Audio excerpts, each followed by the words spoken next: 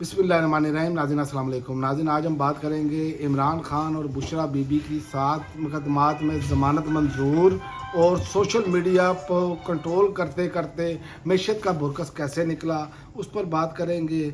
और पीटीआई का आसिफ अली जरदारी के इमरान खान के हवाले से बयान पर सख्त रद्द-ए-अमल भी है और नवाज शरीफ की कामयाबी भी चैलेंज है, यानी कि नवाज शरीफ और यास्मीन राशिद आमने सामने।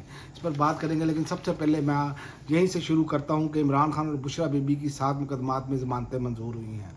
50-50 हज़ार मुचलकों के अवज़ ज़मानतें मंजूर की गई हैं। 7 मुकदमात में 9 मई आज़ादी मार्च, इक़दाम कत्ल, तोड़ फोड़, जलाओ गिराओ, तोशाखाना की जाली रसीदों के मुकदमात दर्ज हैं और बुशरा बीबी के खिलाफ तोशाखाना की जाली रसीदों का केस थाना कोसार में दर्ज है। प्रोसिक्यूशन की जानिब से राजा नवीद हुसैन क्यानी और मज़हर बशीर और ताहिर काज़म अदालत में पेश हुए। प्रोसिक्यूशन का कहना था कि इमरान खान और बुशरा बीबी के खिलाफ ठोस शवाहिद मौजूद हैं।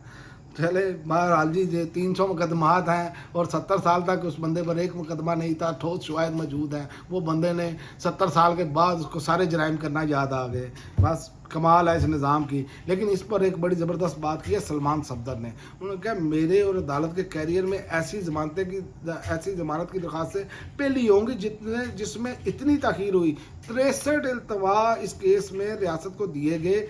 30 ऐसे मौके पर अदालत ने जेल काम को पेश करने का हुक्म दिया, मगर पेश नहीं किया गया। 5 मरतबा सुपरिटेंडेंट जेल को शू का नोटिस जारी हुए। मेडिकल बुनियादों पर नहीं, मेरिट पर जमानत मांग रहे हैं।